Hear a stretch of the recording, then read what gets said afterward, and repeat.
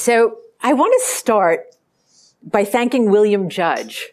He was the permanent chairman of the Theosophical Congress, and he gave a number of talks, actually. And apparently, as he gave them, they became increasingly popular at the very first Parliament of the World's Religions in 1893.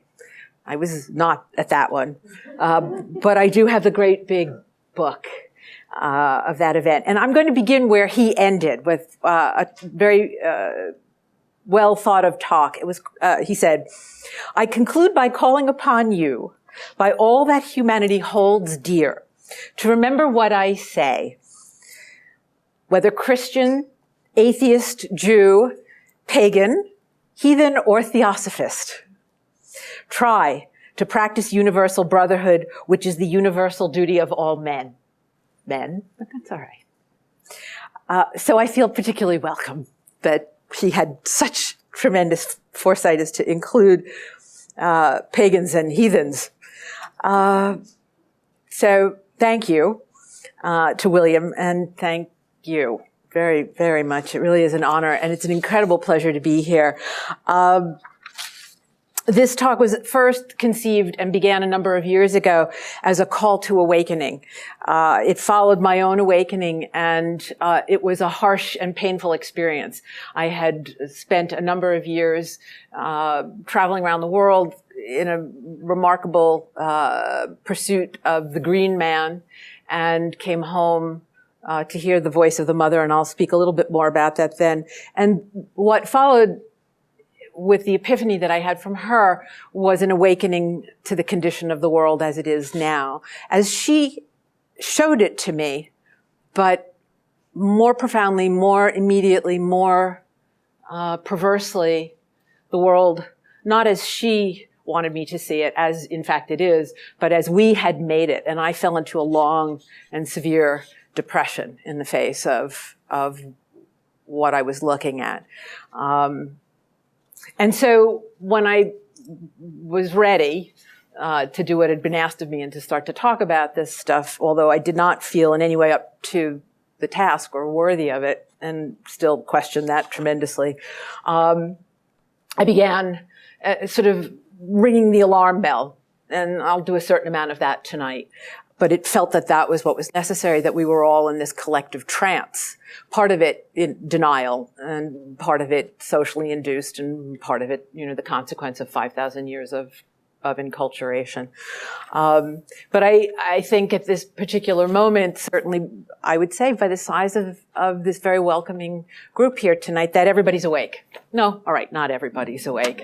Let's say 60% of America is awake, and Europe signed on to the Paris Agreement. So, but the fires in the Amazon, right, and Dorian fixed in one spot, 200-mile-per-hour winds obliterating that little tiny, vulnerable, innocent island.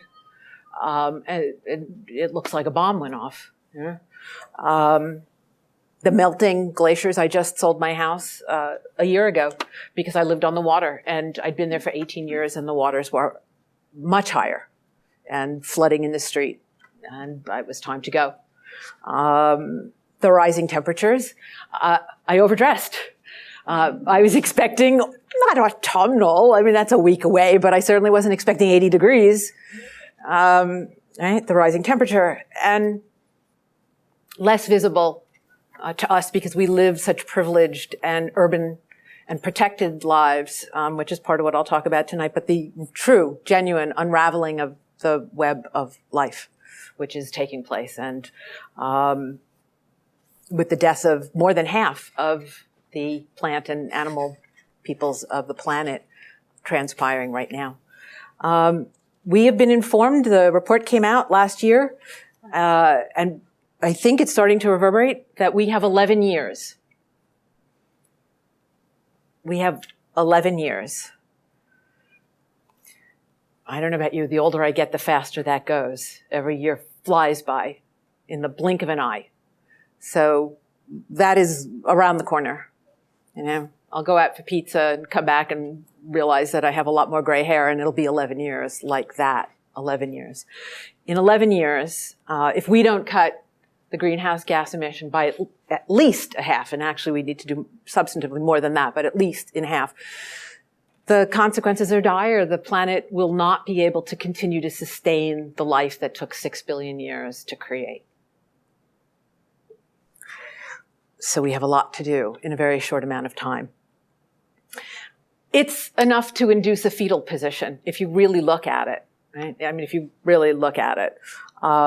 If it were on the news in the same measure that it should be, that we're dealing with politics, that's enough to induce a fetal position. This is enough to keep you there. And it did that to me. I will be perfectly honest with you. I was in a fetal position for quite a number of years. I was in a state of high depression. And what I struggled with was, what could one person possibly do? The burden of it was disproportionate. I was like a child who feels that they have to fix their parents, to save my mother. And what could one little child do by themselves? And of course, nothing, but together it is possible. And millions of tiny, small individual actions will add up to massive change. So not even on the political front, just on these very small incremental things that we do on a daily basis. Used jacket. Recycle, reuse. Used jacket. So rather than, I will go back to this. I'll circle back because my talks tend to be a little spiral in structure. But this is no longer a talk about waking up, although that's some of it. It's refocused. As I went over the notes from the last few years, I realized that what I wanted to do more than anything else was to try to refocus from scaring to, I know it's terrible to say that, but from scaring to caring, right? To help, to provide some measure of healing, perspective, empowerment, encouragement, wisdom, the wisdom that was shared with me, which I will talk a little bit more about, and which I tested and discovered as best I could as a lay person to be profoundly true, that there is in fact everything that we already need to make all of the changes that are required of us in this remarkably short amount of time. Everything we need to do that is already within us. It's already built into our DNA, and it is all around us. The template, the cosmic template, which is actually quite divine, is manifested. It's embodied all around us, and the guidance system is right there. So there are two approaches to finding hope and finding purpose and finding the way forward. The screen's gone, but to finding the way back home to what truly is a sacred planet. So I got that nice formal introduction. I listened to that and I go, oh, my mom would be proud, and I wish she were here to hear that. And, a lot of hard work and good stuff.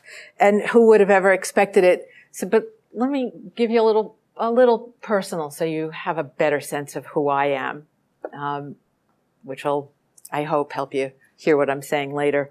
So 40 years ago, when I was in law school, and don't worry, I'm not going to do the whole life history, but just this little essential part. 40 years ago, I was led by a series of really extraordinary circumstances. I was having what I now understand is a shamanic break. At the time, it made no sense. I came from a social justice-oriented family, not a religious family. I was too young for the psychedelic 60s, had utterly really missed it. I was, the flea on the end of the tail of the dog of the 60s. Just, I was too young to go to Woodstock, although I begged and pleaded. And it was New York. I grew up in New York. I didn't grow up in California, so I had no framework. To this day, I can't tell you exactly why, except probably it was a reaction to an overly developed intellectual side, which is still pretty dominant. I was, very tightly trained, and I was in law school, and, doesn't get more tightly trained than that. And I started to have a lot of spontaneous sort of psychic experiences. And now I understand it was a shamanic break. And I think a lot of people, frankly, have this. Most people ignore it. probably not you all, or you wouldn't be here. But most people do. When a loved one dies is one of the most common things that you'll hear of a common experience of people having a kind of psychic breakthrough where the grandmother or the aunt will appear to them and they know that it's real. Right? And that's a very common sort of event that happened.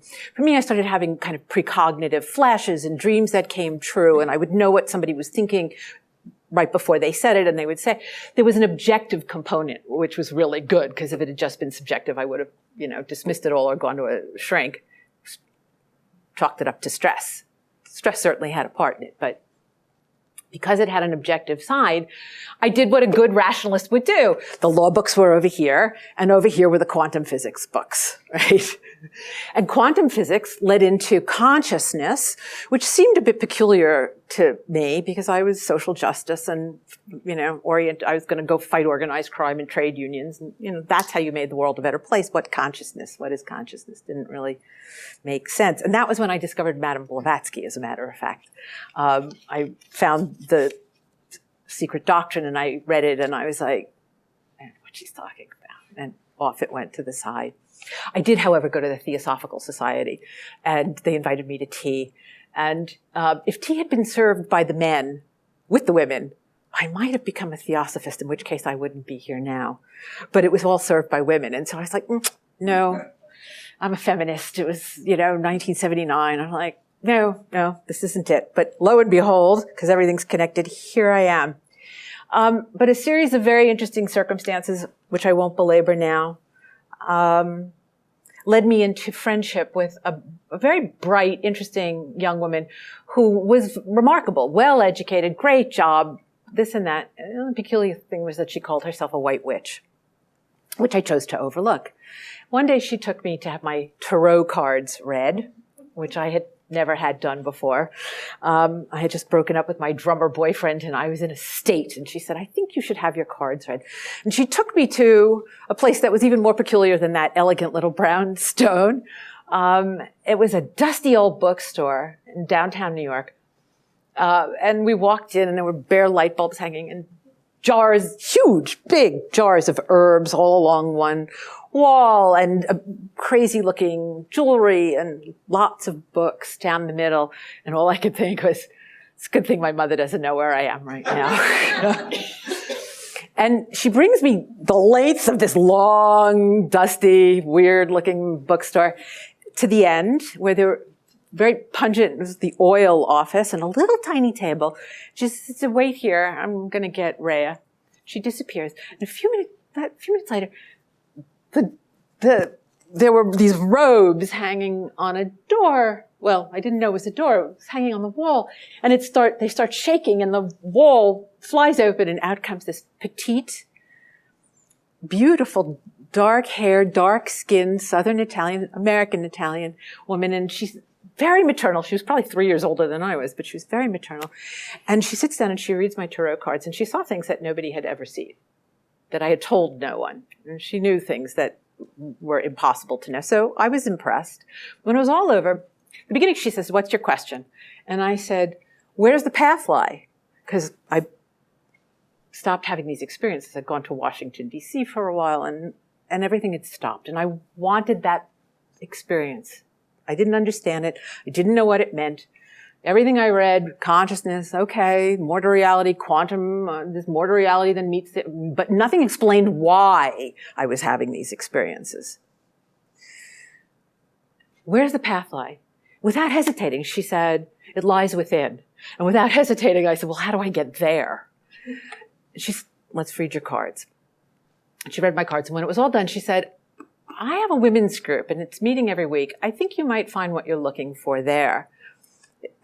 And I politely thanked her, and I declined, and I left. My friend said, are you crazy? Nobody gets invited. Don't you understand? That's a coven. You were just invited to the coven, and these are the witches of New York. Nobody gets invited. I was like, yeah, they're witches. Thanks, dear. No, And I left, and I went about my business, being a young, social justice lawyer in New York.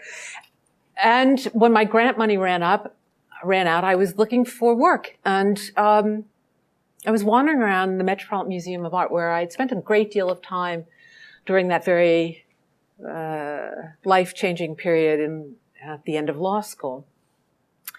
And I was wandering around. It's all quite familiar. And I had favorites in the Egyptian collection in particular. And I found myself wandering past the Temple of Denver through glass doors, suddenly into this exquisite, beautiful garden, glassed in, that I'd never been in before. It was the American Sculpture Wing, and they had just opened it, and I didn't know it was there. And it was beautiful, papyrus and fountains and bacchantes, and it was gorgeous. Wandering through, and all of a sudden, seated right in front of me, as close as you were, as I came around this long line of statues, was a woman who had been in my dreams half a dozen times during those long months of change when I was in law school. She would appear, she was seated, bare-breasted, holding what seemed to me a book, and a crown on her head, although it was kind of obscure. And as I would very short dreams, and I always woke up from them, which is how I remembered them. Nothing ever happened. She never spoke to me. There was no interaction. She would simply appear. And there was a light at her throat. And always the same. The dream would bleach white and I would wake up. And that was who was sitting right in front of me. Exactly. Bare-breasted, drape over her lap. Instead of a book, it was a sheaf of papers held in her left hand. A crown on her head, very unusual, which I subsequently came to understand the magical significance of, the symbols in it. And at her throat was the six-pointed star, which caught my attention right when I came downstairs, right here. And, but before I could see all of that, the room bleached extremely white. I just got very nauseous and very hot, and the next thing I knew, I was sitting on a wooden seat not too far from her. And there was a guard standing over me asking me if I wanted some water. And I couldn't look at her. I started at her toes and worked my way slowly up. And by her toes was a little golden plaque, and it said, "The Libyan Sibyl." And it had the name of the sculptor, who it turned out was an American lawyer who'd gone to Rome during that great period where a lot of artists, Americans, were going to Florence and to Rome. And there's a wonderful story about that, which I don't have time to tell you, perhaps another time. But when I ran home and got out the Oxford English Dictionary and the magnifying glass that came with it, and my glasses, because after 3 years of law school, I really had a hard time seeing, and I looked at the definition and it said, an ancient prophetess. I looked up Sibyl. I knew it was vaguely magical, but I didn't know what it meant. It said, ancient prophetess, comma, witch. It's like, you don't have to hit me on the head with the Oxford English Dictionary. I got it. So I called my friend and I said, do you think there's any possibility? And she said, yeah, you should go. You should go right away. So I went to the least likely place in the world. The place I could never have imagined. It was not in my high school yearbook. It certainly wasn't in my law school yearbook. All the stereotypes were in my head, along with, Kim Novak and Samantha Stevens. And, there was some positive ones. And the Good Witch of the North from The Wizard of Oz, which I compulsively made my mother read to me over and over again when I was a kid. But still, right? 500 years of bad publicity. We have green faces and warts and, and ideas of killing cats and all this crazy stuff that's 500 years. He who wins gets to rewrite history. And so we have these very distorted ideas. So it was really quite remarkable that I had the gumption to go, but the signs were obvious, so I went. There were no pointy hats. There were no green faces. There was certainly no Satan. None of that. There were a few cats, and there was definitely a cauldron. But what I found was the meaning of the word witch. It took a while, because 40 years ago, we knew less than we know now. But we do know now. The word witch is the phonetic spelling that came about in the 1600s in England. It was the phonetic spelling of W-I-C-C-E, witcha. which is a very old Anglo-Saxon word, in fact, a 5,500-year-old Proto-Indo-European word. Proto-Indo-European was the largest language system, goes back 5,000 years, 5,500 actually. And as our European ancestors moved across the Indo-Aryan plains or into India, they finally reached the British Isles. They crossed over. The Anglo-Saxons came across, and they brought witchcraft with them, the craft of the wise. Wicca, W-I-C-C-A, which is what's now used to refer to the spiritual practice or tradition, was actually the masculine, and witcha, W-I-C-C-E, was the feminine. And it meant a wise one, a seer of the sacred, a shaman. When you're talking about 5,500 years ago, you're talking about the shamanism of our European and African, our indigenous ancestors. And that's what this is. It took root in England and was certainly the predominant indigenous shamanic tradition of our ancestors. There are variations throughout Europe, cultural specifics, as in shamanism, that you find that there are universal practices and universal wisdom and universal revelations and understandings of the nature of the world in which we live and the worlds that we have access to, realms of spirit. But there are specific cultural overlays, right, depending on where you are. 500 years ago, a very brutal suppression began. I really look at it as the continuation of the Inquisition. When they ran out of Jews, they turned it on women, largely. It was largely a women's persecution, which is in part where this stereotype that only women are witches, that it was the women's Holocaust, in fact. And it was during that period, this is the lawyer speaking, that women lost most of their legal rights and standing. They could no longer own or inherit property. They couldn't receive an education. You couldn't go to school. You weren't allowed to learn to read or write. Women couldn't go out. The things that we worry about now in fundamentalist cultures were true in Europe at the time. Women were not allowed to go out unescorted.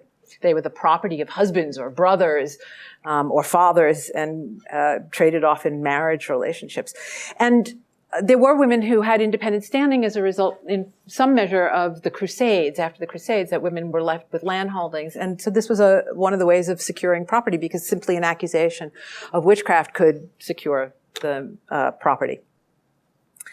And you had 500 years of bad press, of accusations of witches, of the exact, it's what's quite fascinating. We don't have as much time to go into this as I would, we have no time to go into this actually, that the persecutions, the imagery, the accusations are the same that were made against Jews. So it was essentially a continuation of the accusations, and it was an obliteration of the indigenous traditions of our ancestors, what was left.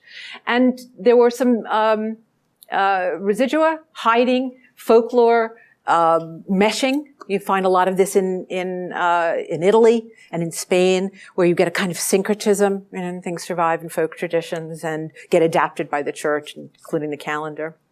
So that's what I found. And interestingly enough, at the same time that I was initiated and worked with them for 3 years, I also began working in core shamanism from the work of Michael Hunter. And so immediately that what we were doing was essentially a modern revival of this ancient indigenous wisdom tradition. So why don't we know this? Well, we don't know this because of the persecutions, because what we did to other indigenous peoples, we did first to ourselves. And that persecution went on for 500 years. The world over, shamans have similar roles. They have similar practices. They use similar techniques. It's what I now think of very much as a spiritual technology. It was wonderful to see up here that you're having a number of sessions of shamanic studies, of conversations and, I guess, practice, right?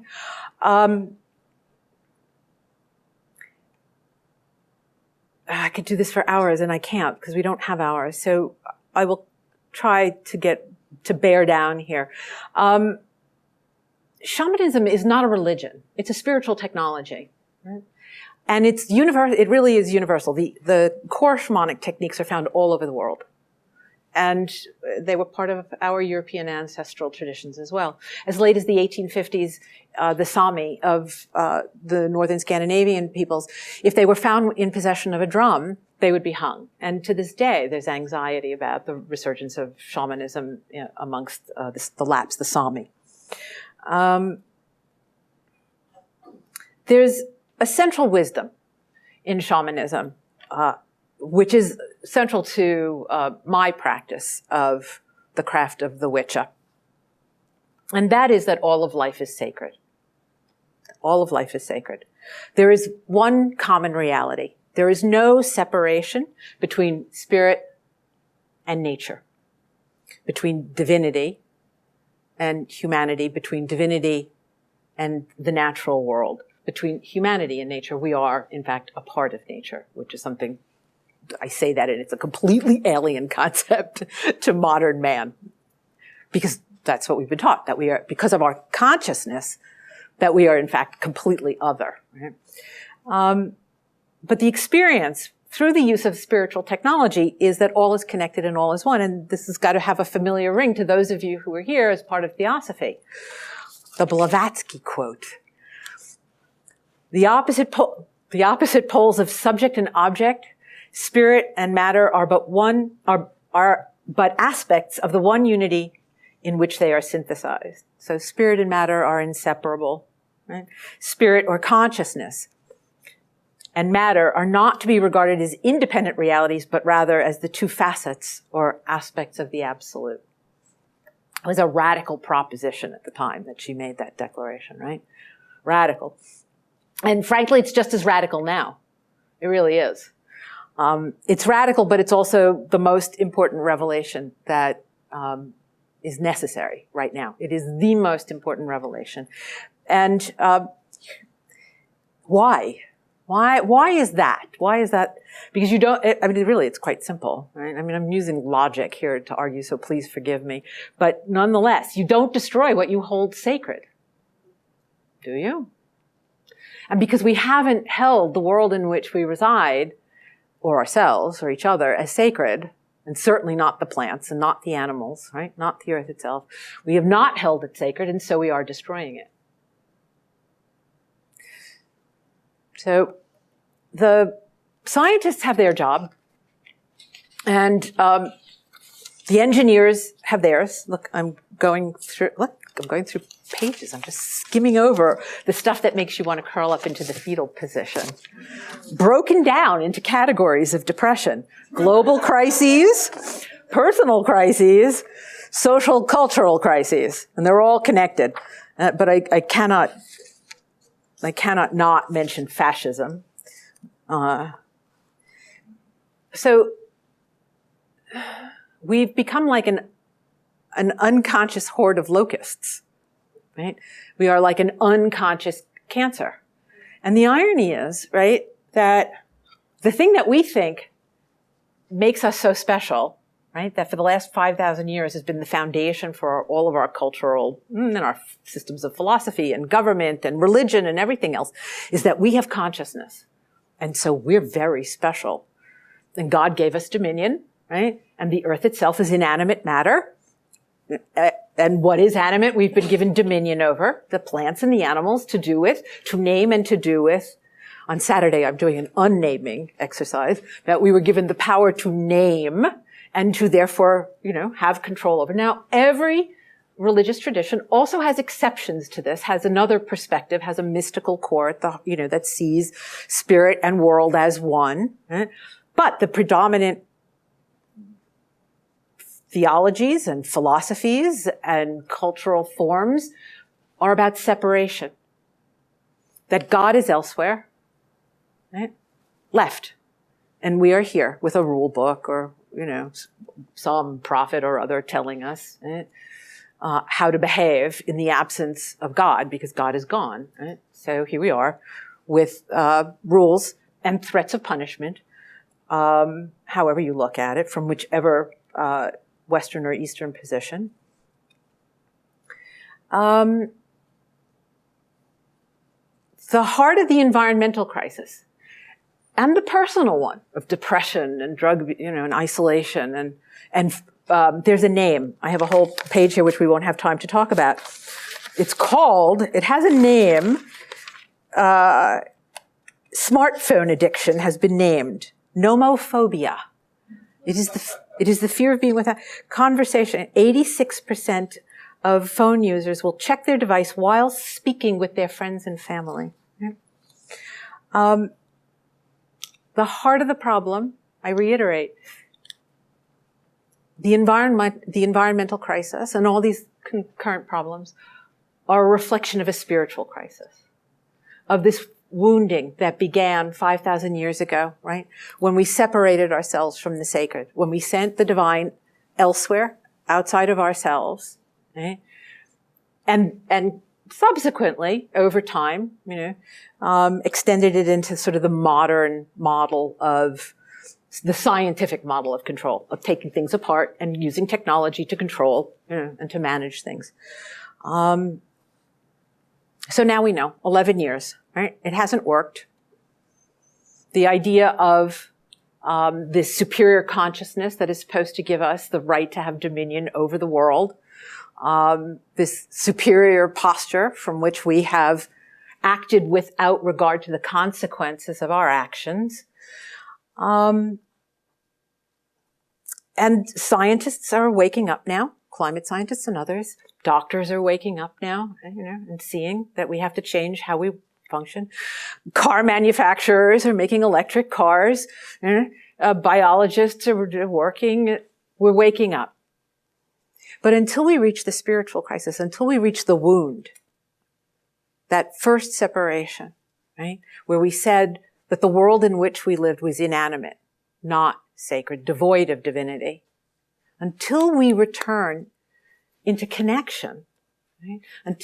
Until that moment where we realize that in fact the world that we live is the embodiment of the sacred, and that nature itself is the divine, that there is no separation between spirit and matter, right? We will continue to suffer from I think it's what I call a malady. I mean, it's a disease. It is a dis-ease of false consciousness. We've tied on a blindfold. And it was tied on by history, by hubris, and now by habit. It's just on. And it's true for me, even though I know I see it, I know it.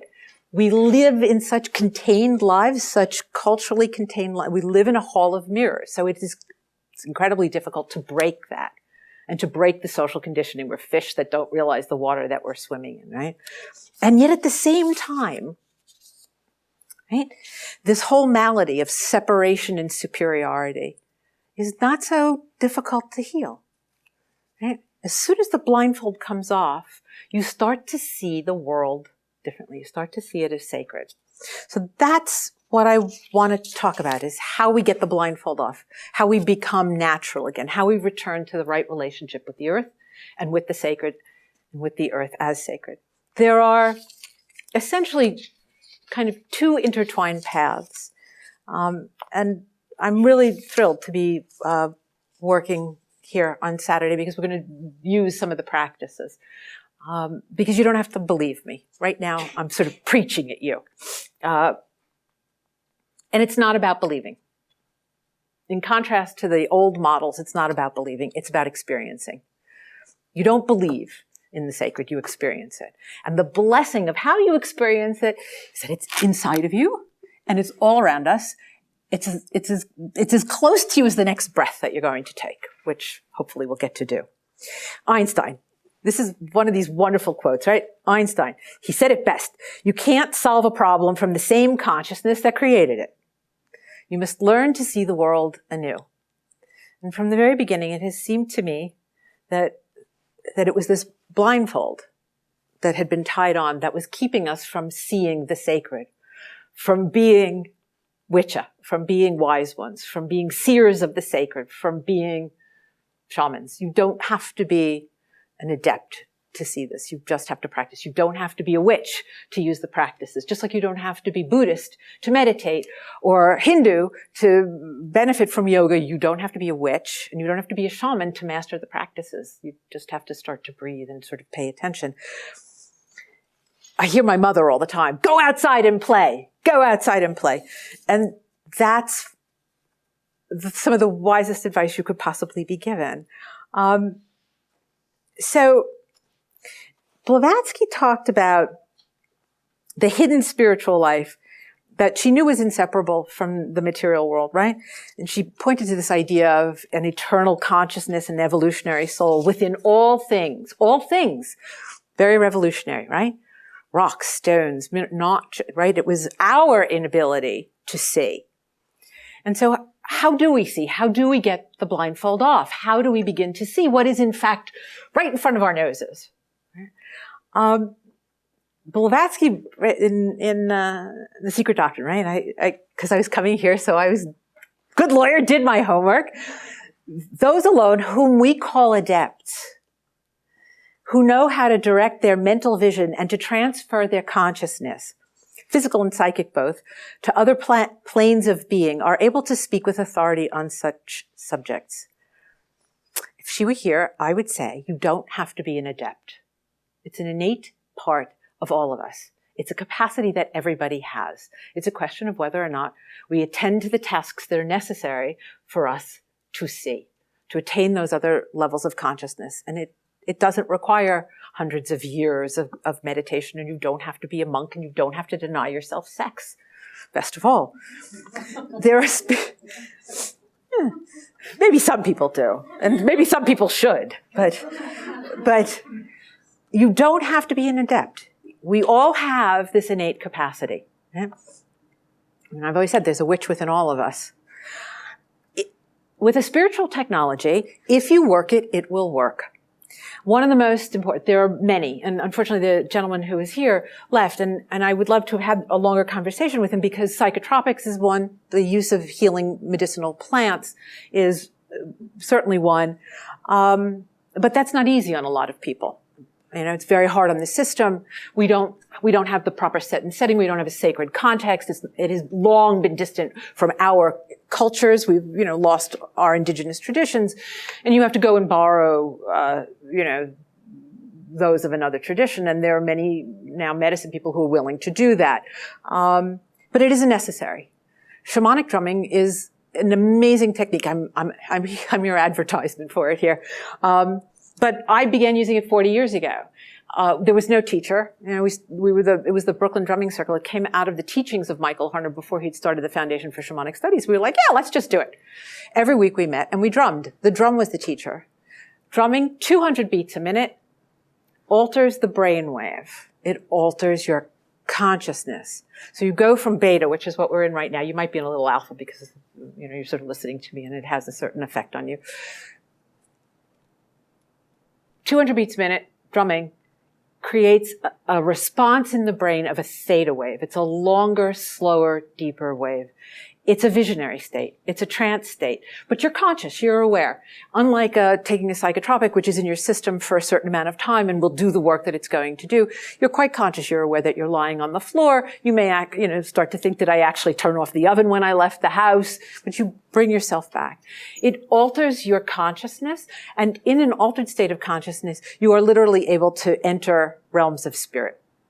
Michael called it non-ordinary reality because he was an anthropologist, but realms of spirit. So what you are perceiving, you have an expanded perception of the additional dimensions of reality that we're normally oblivious to because we're in beta. Beta is survival. It's walk across the street, don't get hit by a car, pick the kids up after school, mostly how I'm talking to you now. That's normal day-to-day consciousness. When you shift the consciousness into theta, you're able to experience multiple dimensions. Right now, there's a theory of 13 dimensions. Okay. Because I'm looking at the clock. Entering non-ordinary reality, entering realms of spirit, you encounter beings of spirit. You encounter nature spirits. You encounter helping spirits and allies. They may take the shape of animals or plants. You may encounter a plant in your backyard and have a conversation with it. The early artistry of healing came from the shaman's ability, the shamanic ability to engage in a conversation with the natural world, with the healing plants. How do you know? They told me so. Right? How do you know? They spoke to me and they told me. Because they do. And animals will speak to you. And it's not Dr. Dula. It's mythological beings, what we call gods and goddesses, spirits of the elements, as Blavatsky was talking about. The rocks themselves, the minerals, the ground, the air, the water speak to you. And the more you do this, like the experiences that I first had when I was in law school, they have an objective component. The more you do this, the longer you do this, the more skillful you become at it. And the most profound experiences can happen at the very beginning. You don't have to have expertise. You simply have to enter. Right? As the heart opens and the mind opens and you enter the world, you are greeted by spirits who have great compassion, especially the plant peoples. They have tremendous compassion and love for us. And they're willing to help us. And all we have to do is ask, and they will help us. When you come back, one of the gifts, traditionally, shamans go for healing. They went for very practical matters, to be guided to water and where to find good hunting grounds and to make amends, to balance this world with the other, to make amends with the spirits of animals who were killed as part of a hunt, and to learn healing, to be able to diagnose a problem and to find the herbs and to know how to work with them in order to effectuate a healing. But one of the greatest gifts that was given was the gift of new eyes. Just as Einstein said, it is the gift of new sight. That when you return to this realm, you return able to see the world as it really is, to see the sacred in the world. You're able to engage in conversation with the spirits of the plants, of the animals, and most importantly, of place, the genius loci, Italian, very ancient, the spirits of the land, where you live. You see the world with new eyes. And what you see is that the world in which we live embodies the sacred, that there is no separation between realms of spirit and this world. The ability to see the sacred, not just in realms of spirit, but embodied. Light, right? Light, is it a particle or is it a wave? And the answer is yes. Is it spirit or is it earth? The answer is yes. It is false consciousness that has prevented us from seeing what is. Right? The thing that is our gift, it's not that we can swim underwater or fly through the air or have a nice thick fur coat to survive the winter, right? We don't have instinct. We do, but right? We've damaged instinct in service of consciousness, but we haven't learned to operate it properly. We've been operating it improperly. But operating it properly is not difficult.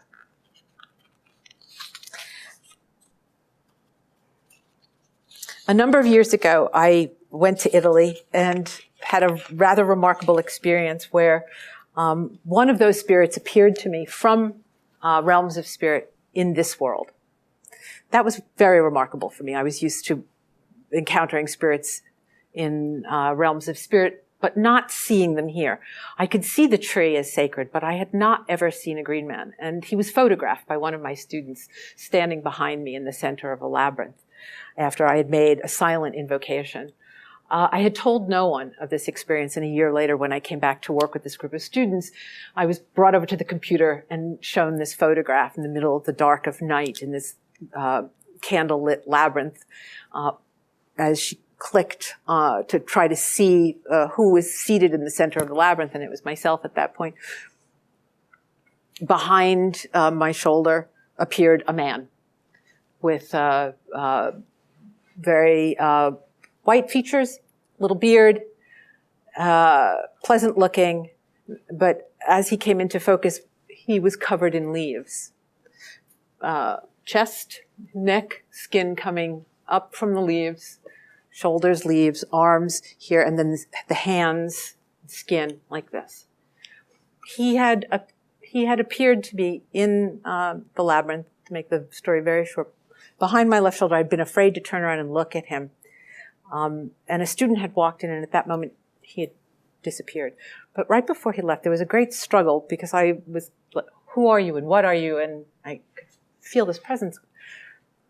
And there was no language. Consciousness, this is us all talk words. And there was this, and I was afraid for a moment. I've never been afraid in any encounter I've ever had.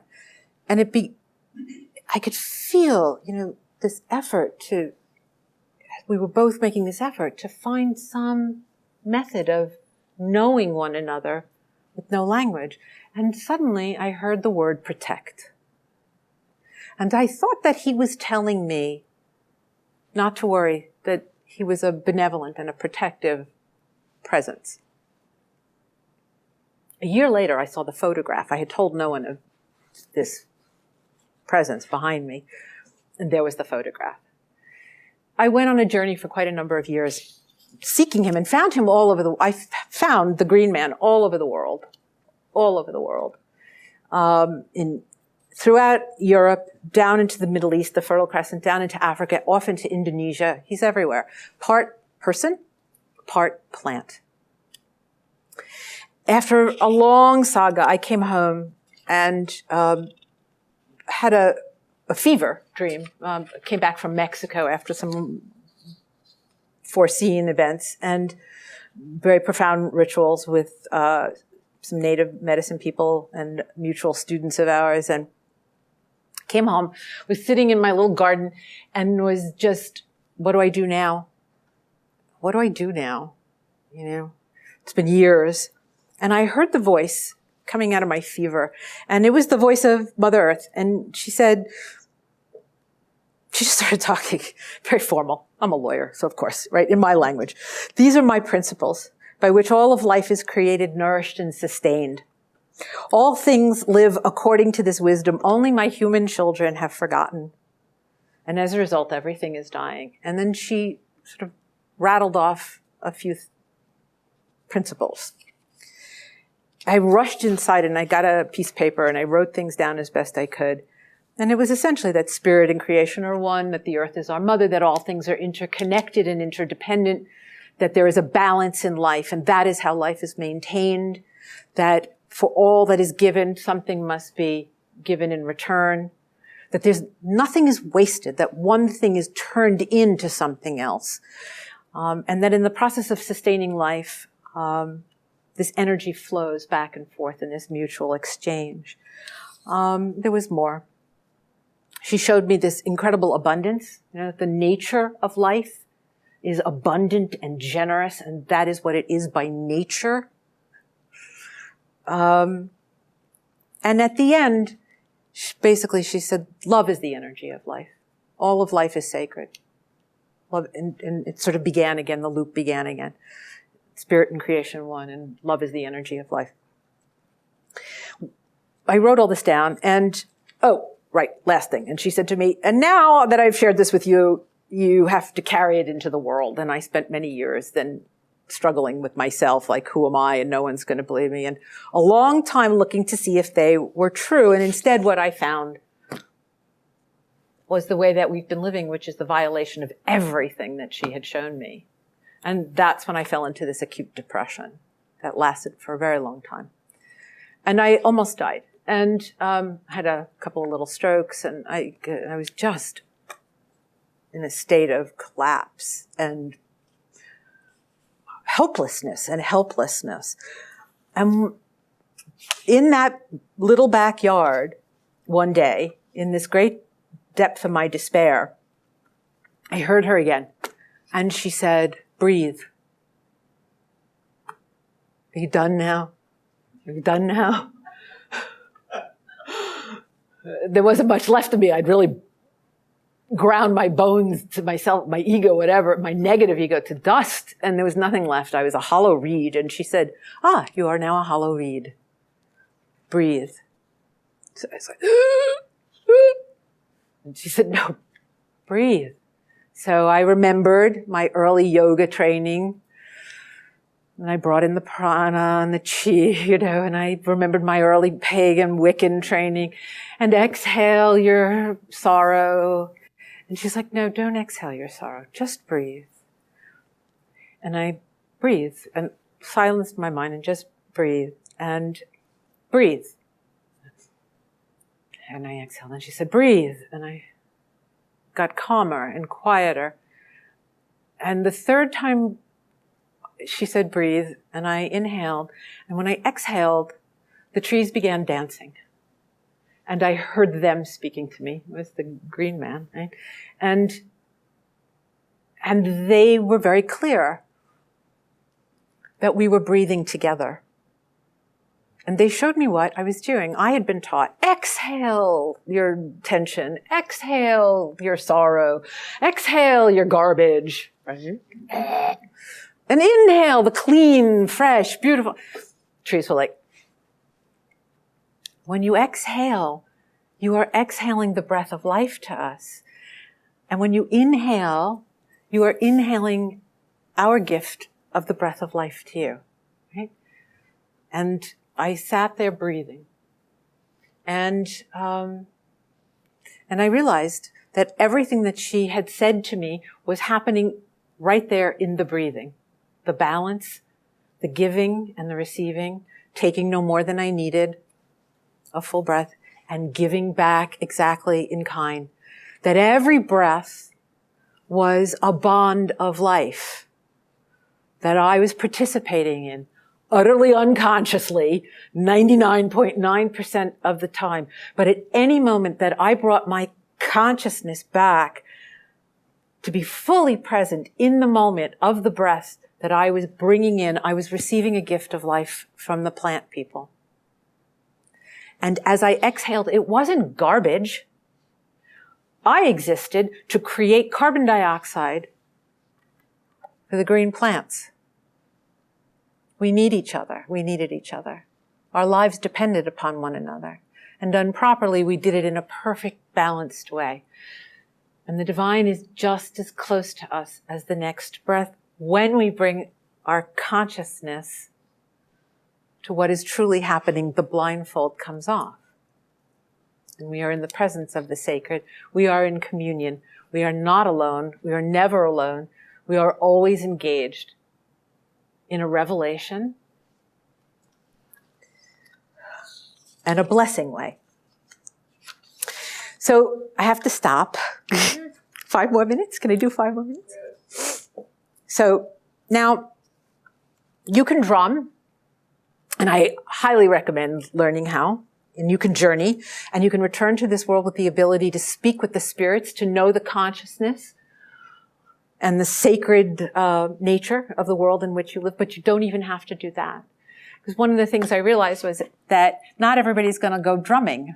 You know, they're just simply not.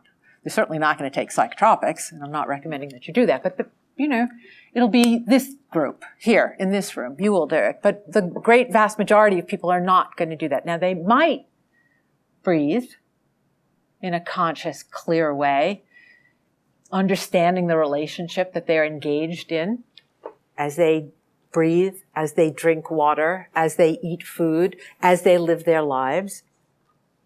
And they may begin to see that trees speak to each other and that mushrooms carry the messages. You know? They may be able to see that whales sing songs, or hear that whales sing songs across the planet that bind everything together, that all of the fish in the sea dance to.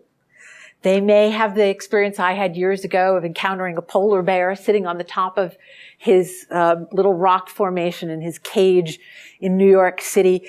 And we sat together, he safely on the other side of the bars.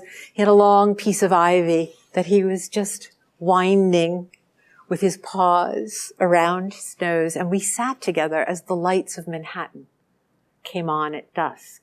And he shared his bliss with me. There are countless ways for us to experience these moments of communion in which the divine is revealing itself to us. It's as simple as spending time in nature. Literally spending time in nature, taking a walk and paying attention to what calls you. Because the trees speak, and the plants speak, and the animals speak, and the elements speak. And if we will pay attention and listen, they will speak to us. And they will reveal how the divine is present in the world. And there are many, many practices that also help us to do this. We begin to experience the world that we are living in as it truly is, as the embodiment of the sacred. It's a wisdom that unites all of the peoples of the earth, regardless of their religion, regardless of their nation. We are all children of Mother Earth. We are all living in a world that is the embodiment of the divine, and it is present to us. When we go into nature, we change. There are plenty of psychological studies now. We experience awe, and awe makes us altruistic. We stop thinking about ourselves, and we think about the greater picture. So, go. Mother said, go out and play. When you are out in nature, you become a better human being. You become more natural, more organic. You allow your own processes. You're more patient. You're more tolerant. You're more generous. You're kinder. Your cortisol levels drop. You become more intuitive. You become more generous. You become more natural. You become what you already are, an embodiment of all that is sacred.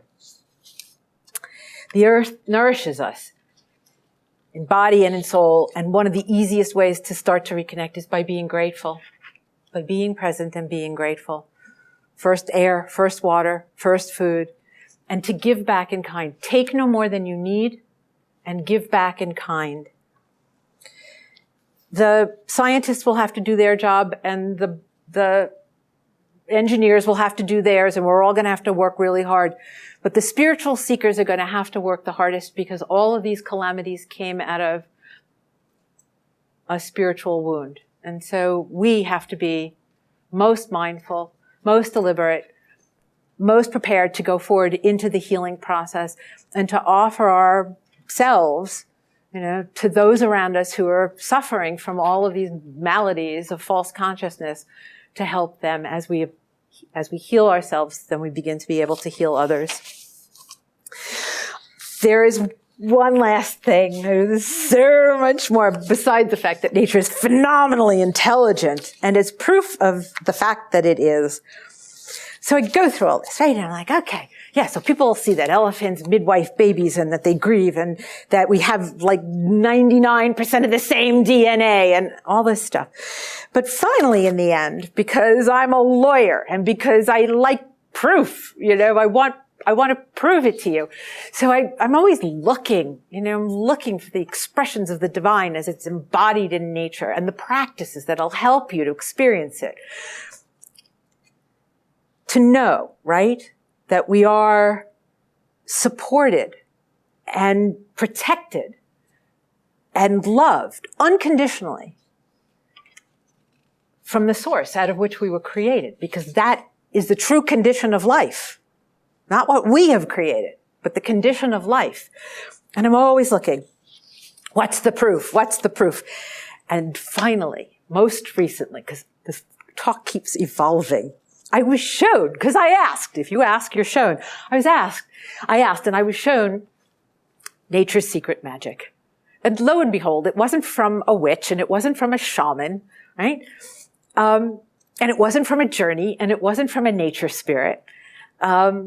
Although, yes, it was what I had been shown in that fever when the mother spoke to me and brought me back to myself. It was a biologist. Her name is Janine Benyus, and she gave a TED Talk, which you should watch. I think it was 2005. So I'm going to quote her here, and then I'm going to paraphrase her. She said, at the end of her talk, she'd run out of time, just like me. And she's like, okay, I gotta go. And they were like, no, it's okay. Give us the last point. And the last point is this. She is a biologist devoted to biomimicry. She studies nature to learn how human beings can do things better. Because anything we want to do, Mother Nature's already done it, and she's done it better. We heat, beat, and repeat, destroying everything in the process, creating waste and devastation. Nature doesn't do that. Nature needs to create a lens. She's got a perfect thing in your eye. Perfect lens. If she needs to create a suspension bridge, she's already done it. She's done everything that we need better. Maybe not a fossil fuel burning combustion engine, but she doesn't need that because she has solar power, right? So biologists who are interested in learning from nature, the biomimicry. So this is her field. And most of it is biological and may not interest you that much, but she gets to point 12 and they're about to usher her off the stage because she's taken too long. And they let her talk and she says, okay, so this is number 12. Life. This is her. And this is the secret trick. This is the magic trick. Life creates conditions conducive to life. It builds soil, it cleans air, it cleans water. It mixes the cocktail of gases that you and I need to live. And it does that in the middle of having, I love this, great foreplay and meeting their needs, the needs of the life forms that are doing this, right? So it's not mutually exclusive. We have to find a way to meet our needs while making of this place an Eden. Okay? So, paraphrasing. What she's saying is that all living things, when taking care of themselves, and all of creation, the air, the water, right, all of it, make the world in which we all live more conducive for all life. Right? We make the world in which we live more helpful, more beneficial, better for all life, for all of creation. That's the operating principle of creation. What she told me in my fever dream. The rest of it, the balance, the reciprocity, the no waste, that's the mechanics of it.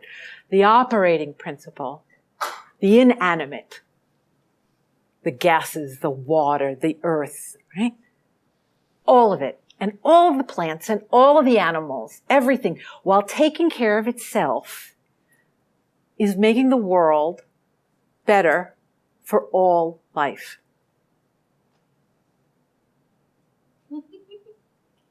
That's proof. Janine Benyus, biologist, finds proof of the existence of a divine world where spirit and earth are one. Because how else would you organize it? Right? What could be more sacred? What greater moral compass do we need than that our actions make the world a better place for all? Not just do unto others as you would have that, no. That we think about for the first time, right, in a long time, we think about the consequences of our actions, that they should make the world a better place.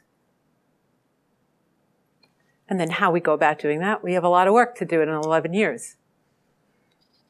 But if we heal that first wound, then and that's our job. Our job is the healing of that spiritual wound.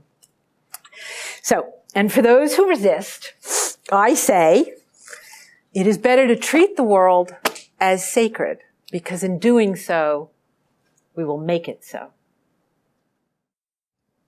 Phyllis, hi. First, thank you. And two, the lady that you just referred to, the biologist, can you give her name again and spell it? And then what year? And can you pick this up on YouTube or what? Yes. Okay. So her name is Janine. She's written one book, Janine, Janine, Janine Benyus, Benyus. The talk was a TED Talk. The name of it I don't remember, but that's okay. 2005. But if you put in her name, you go to TED Talks, and you put in her name, the talk will come up. I had a question. I've always believed MLK's quote that the arc of the universe bends toward justice. And I feel very optimistic about that until I've started studying the research on climate and the crisis that's going on. So I don't mean to be a doggy downer here, but I'm finding it, I'm finding it very hard to feel optimistic with what I'm seeing in the world. I know there's a lot of positive signs, but do you have any advice about what we need to do? I believe in this, getting spiritual and going deep within, but it seems like we need to organize in a massive way in terms of action to counter that. So if you have any wisdom that you can impart for someone who's struggling with that, and it does affect me as well. So I did connect with you when you said that about some of those dark periods of thinking about it. So if you have any other additional wisdom or thoughts on that.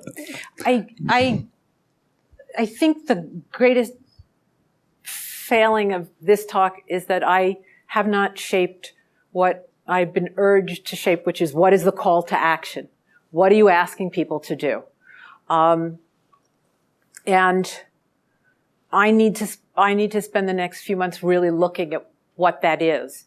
I'm not really comfortable saying, go do this thing, right? Because everybody's path is quite unique, and I think people do best the thing that they're called to, that reverberates for them. I think collective action is absolutely essential. I belong to a number of environmental organizations that do legal defense for the earth. The earth needs a good lawyer. I'm a lawyer. If I were young, I would be an environmental lawyer. I'd start over, and that's what I would do. So I support those organizations with my dollars. My dollars are not extensive, but I give what I can. So I think that's very important. I think you find an organization that is strategic, and accomplishing something, has a track record, and you magnify their efforts. You make it possible for them to do their work by giving them financial support. Small amounts, look at that. That's how you get presidential candidates. I think that's essential.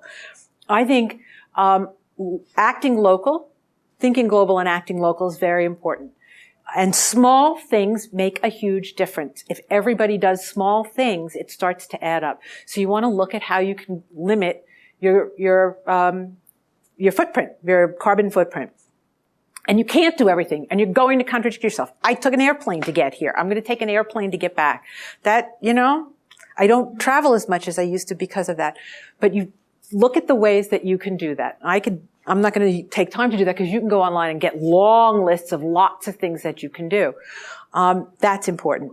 It's extremely important to do these simple practices because they make the difference. When I start to get scared, and I get scared all the time now, I was really worried about Dorian. I have lots of friends down in that area and family, and I was worried. And it's not the last, it's the first, right? Breathing is no small thing. The minute I stop, bring my mind to what is happening as I'm breathing, I become calm and connected, right? And the love that is love that is flowing back and forth is creates a state of peace and determination. And I come out of it, and I would like to be speaking to 500 people, right? I would like to, right? But you start here, and I'm thrilled. Look at this. The room is full, right? If you leave here and you look in the morning, with the first breath that you take, and you think about what you're doing, that you're in this relationship with the green plants, it's going to make you a lot more attentive to what's happening in the Amazon. And then you're going to, the next step will be, what can I do? Right? The question you're asking, what can I do? So you ask that question, then you look for an answer, and you'll find it. One of the wonderful things about sort of awakening in this way, of getting the blindfold off and seeing the world that you're living in, is your heart gets filled with a great deal of despair, but with greater measures of love, because it's constantly being given to us. The world is organized that this is how the world is working, not us, the world. So if you go to the world, literally just take a walk in nature and look around. There's so much I don't know about where I live. I'm so aware that I don't know what's going on. But when I spend even a small amount of time in my garden just observing, I'm in a kind of awe, which is making me calmer, more altruistic, more courageous, more determined. It's nourishing my soul the way it nourishes my body. And then I can look and see, what can I do? What can I do? And gratitude is probably one of the most important things, being grateful and finding ways to give back, right? Give back, whatever that is. This is one of my ways of giving back. There are others, but this is one, this is what I do. So if we all do, it will make a difference. It will make a difference. And then political activism. Vote, get people out there, don't not talk because you're afraid you'll offend somebody. you find the common ground. My partner is a hunter and a gun enthusiast, but he's, quite open-minded and progressive in many ways. A lot of his friends aren't. I'm very blunt with all of them now. But I try to establish common ground first and look for ways to do that with them. One of the ways I've done it is by saying, I'm really tired of the right making me, demonizing me and making me the enemy, because I'm not. I'm your neighbor. And we have common grounds and common causes, and we have to work on them together. We used to have a system where we compromised, and we did great things in this country. We have to learn how to do that again. And I want to do that with you. I don't want, I want to find common ground with you. And they look at me, and afterwards they tell Phil, I really enjoyed talking to her. But that's what we have to do. That's every single one of us. That's what we have to do. We have to start, because we are looking at fascism, we have to start creating common ground with the earth and with each other.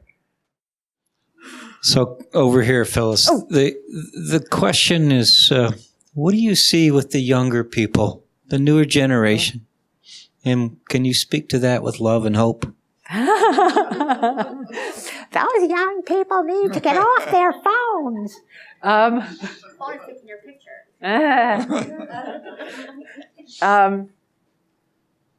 I never had kids, so I'm kind of bad at that. And there are ways in which they're dreadful, which is, I'm sure, what my parents said about me, although my mother and father adored me. But their only complaint was that I wasn't twins. Every generation thinks the one that's coming up next is, incomprehensible. And sorry, but I do think the Beatles are better than, but anyway, I think that they've got a lot on their shoulders, and I hope they're up to the task. I worry that they're not. Some of them are, some of them are amazing and are way ahead of, where they are now is way ahead of where we were at their age. And they're the hope. Others, I think, are snowflakes, and I worry about the snowflakes, and don't say anything that offends me. And, people, they gotta, get outside and play more. And I worry about people on their phones. Truly, that is in, and it's not good. You become more narcissistic, and, it's not a healthy, the attention deficit disorder. There are a lot of concomitant problems of consciousness that go with it. So that worries me. And they need to get out more. They need to get outside more. But the future's on their shoulders. We have to do everything we can to leave them the best possible future. I'm amazed by the Parkland kids, though. That's the way we were. We stopped the war, so they have to stop the war at home. I think they can do it. The ones that are engaged, the ones that are active, the ones that are in touch with their conscience, especially the ones that are in touch with what needs to be fixed, are the ones that give me the most hope. So I have two questions, and just answer whatever you want with them. So I loved what you said about, the plants want to talk with us. How do we ask plants to help us? Number one. So that's more of an intimate question. And I'm really curious about your answer. The second one is, probably not one however you want to attack this one. How do you reconcile capitalism with what you're advocating?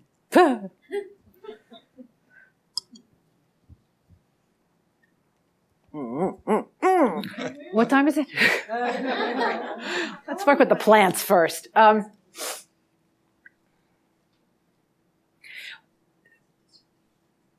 Intuition is actually, we diminish instinct and intuition, and we lift consciousness and logos. But the fact is that we have profound intuition and instinct, good instinct. And cultivating it and nourishing it is one of the ways in which to begin to listen. Right? And that can be difficult for some people, right? But it's powerful. You simply have to go and spend time outside. There's nothing that takes the place of that. You must be outside. And if it's a park, it's a park. If it's a tiny little patch of outside, if you can't, if you're not well, if you're not able, if you're living in a severely urban environment that doesn't have a park near you, almost every park, almost every city has a park, but then get a houseplant. Get a houseplant. I can't remember his name. Who was the fellow who did the studies that The Secret Life of Plants? Right? You start by offering. You start by making an offering. Water, food, water, food. And you tell it how beautiful it is. And you tell it how grateful you are for the oxygen that it's giving you. And you say, I would like to enter into a relationship with you. May I? You ask. You ask. There's a practice I love called unnaming. And I think it's a great place to start. You go outside, preferably. You can do it with a houseplant, for sure. You could do it with this. And I think it would probably enjoy it. But you go, trees are good, bush, whatever. You start with that feeling of pull. You go out, you're open, and you're paying attention. And in your mind is, I would like to work with. I would like to learn from. Is there somebody who would work with me? Is there somebody willing to teach me? And you'll feel yourself attracted. You'll feel a pull. And you go and you say, I would like to work with you. Will you teach me? And you wait for it's a feeling. You might feel it here, you might feel it here, but it's quite, you might get, it's different for different people. In Italian they call it pelle d'oca. Goosebumps. Flesh of the duck. Whatever it is. And as you do this, then you'll begin to identify the physical reactions that are yours, that tell you that something, right? Or the trees were one of the first things when this started for me, that I would think, and there would be no breeze, and the leaves would start. And when I do my breathing now, the breeze comes up nearby, right? And you ask, and you say, I'd like to learn. What can you teach me? Unnaming is to sit in contact with, in relationship to a tree, a bush, a river, a mountain, an animal, a butterfly, and to unname it. So you cannot use tree when you sit in front of this thing to engage with it. Well, you let it be, but you're asking to learn from it. So the questions are, who are you? What can you teach me? Who are you? And you will begin to start to observe, and you'll begin to think, and you're thinking, but you're also receiving. At some point, you'll be able to make the distinction. And what you begin to see is the relationships right away. That's what whatever it is that you're interacting with. It will begin to show you the relationships that it exists in. It's more like details. Details. Like precise or really. Home to birds. Maker of, offerer, giver of the breath of life. Shelter. Member of community. Mother might be the mother tree, because there's usually a mother tree in an area that has given birth, that has created, that the trees around it are its children. There's usually a mother tree in the area. Call it the mother tree. But you can't use tree. But what it reveals to you are the relationships that it exists in. So that's right? And then you can begin to ask, what do I need to learn? This is the greatest question when I work with people in workshops and we journey or we do other practices or they go out to work with the spirits of place or to work with a tree. I always say, the question is, two questions. What do I need to know? What do I need to know? And what can I give you? What do you need from me? What do you need from me? Now, if you're not in an altered state from using drumming, then you're using intuition. But the more you do this, the stronger it grows. There are other ways. You can work with healing plants. You can literally ingest plants. There are the healing plants and the helping plants and the psychotropic plants that have a lot of teaching to do, and you can take them, but you have to be, able to take them physically. So your health, you have to be able to do that. There's a huge wave of people doing ayahuasca now because ayahuasca is offering itself as a teacher to heal people. So there's a great, maybe too much, but there's a great move down there for healing. But if you ask for something, you have to give something back. You can't just take. If you ask for something, you have to give something back. You can't just take. You can't just take. You have to give back. The capitalism thing, we don't have time. That's why you need democracy. Okay, capitalism has no moral conscience. Right? It's about making money. And it has a tendency then for the moral compass to whirl. Because if it's all just about making money, and we're not attending to the consequences of our actions anyway in any other way, it's certainly not going to be then. So that's what a democracy is for. To temper that amorality. I think you answered it before the first question. If you ask for something, you have to give it back. I think that's all about capitalism too. Yeah. My partner is a small businessman. And we had a marina, and it was called a fishing station for 45 years, worked, oh my God, has such integrity. And so much of what he does is to give, that he does favors for, he does a favor for this guy, then that guy does a favor for him.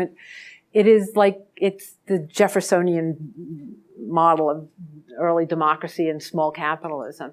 And they treat each other with such integrity, because if you don't, then you don't survive, So small business is very different. That's very different.